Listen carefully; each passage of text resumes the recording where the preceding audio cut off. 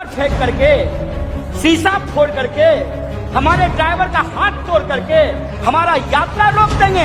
देख लो, आंख में काजल लगा करके यात्रा पूरी की है।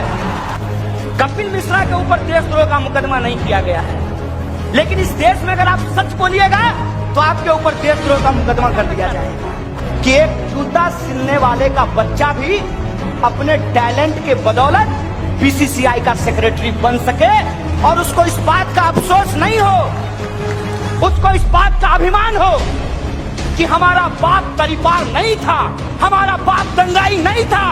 और नौकरियां नहीं मिलने के दबाव में ये आंकड़ा आ चुका है कि हर घंटे एक नौजवान आत्महत्या कर रहा है। मैं अपने नौजवान दोस्तों से अपील करना चाहता हूं कि दोस्त, अपने भाग्य को कोस करके हम आत्महत्या नहीं करेंगे, बल्कि हमारा कैरियर छीन करके अपने बेटे का कैरियर बनाने वाले इस तरीपार से सवाल का जवाब मांगेंगे, इसके खिलाफ ये लड़ाई लड़ेंगे। आप सोचिए कि कितनी चालाकी से इस देश में गांधी जिंदाबाद कहने वाले लोगों को आज देशद्रोही कहा जा रहा है और गोडसे जिंदाबाद कहने वाले लोगों को पार्लियामेंट में बिठा दिया गया है। खुलेआम लोगों को भड़काने वालों के ऊपर एफआईआर नहीं किया जाता है, और जब एफआईआर करने का निर्देश माननीय उच्च न्यायालय देती है तो उस जज का ट्रांसफर कर दिया जाता है। आप देखिए कि खुलेआम इस देश के भीतर क्या किया जा रहा है। खुलेआम इस देश के भीतर धीरे धीरे लोगों के जो संवैधानिक अधिकार हैं, उनके संवैधानिक अधिकारों को छीनकर इंसानों को गुलाम बनाने की साजिश रची जा रही है। आप देखिए कि आज इस देश में एक ही वर्ग के लोग हैं जो सीए, एनआरसी और एनपीआर का विरोध कर रहे हैं, और जो वर्दी पहन करके इस देश की सेवा कर रहे हैं वो एक ही क्लास के लोग हैं, एक ही वर्ग के लोग हैं। उनको कैसे आपस में लड़ाया जा रहा है। मैं एक सवाल पूछना चाहता हूं कि गृह मंत्री साहब को पेंशन मिलेगा, लेकिन वर्दी पहन करके नौकरी करने वाले इन सिपाहियों को पेंशन नहीं मिलेगा। इसको बेईमानी नहीं कहेंगे तो क्या कहेंगे। मैं ये सवाल पूछना चाहता हूं कि हमारे बच्चों के हाथ में आप पत्थर थमा देना चाहते हैं, हमारे नौजवानों के हाथ में आप रॉड थमा देना चाहते हैं, और अपने बेटा को बीसीसीआई का सेक्रेटरी बना देना चाहते हैं। हम आपकी साजिश के खिलाफ गांव गांव जाएंगे, एक एक इंसान के बीच में जाएंगे। और आपको क्या लगता है, आप हमको अपनी नफरत से डरा देंगे? आप भुलावे में हैं। हम गांधी को मानने वाले लोग हैं, और गांधी जी के प्रपौत्र आज हमारे मंच पे बैठे हुए हैं। ये इस बात की शिनाख्त है, देख लीजिए।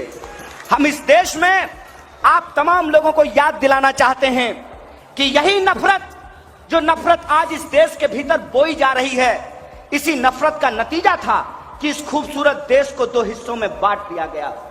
उस वक्त भी अंग्रेजों ने बड़ी चालाकी से गाय का मांस मंदिरों में फिकवाकर, सुअर का मांस मस्जिदों में फिकवाकर हिंदुस्तानियों को आपस में लड़ाया, भारतीयों को आपस में लड़ाया, और फूट डालो राज करो की नीति के तहत इस देश का बंटवारा किया।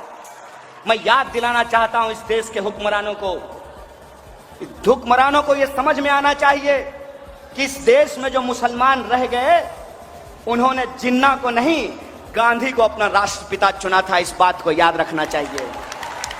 इस बात को याद रखना चाहिए कि जब पार्टीशन होने की बात आई, देश में दंगे शुरू हुए, तो एक तरफ पश्चिमी भारत में माउंट बेटन की पूरी फौज खड़ी थी, लेकिन वो दंगा नहीं रोक पाए।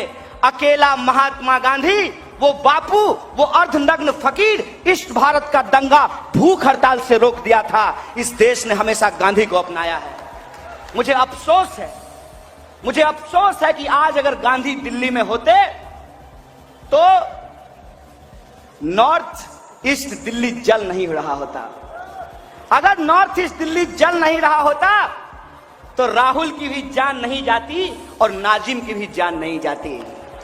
कोई मां अपना बच्चा नहीं खोता, कोई पत्नी अपना शौहर नहीं खोता, और किसी बच्चे के सर से उसके बाप का साया नहीं छीन जाता।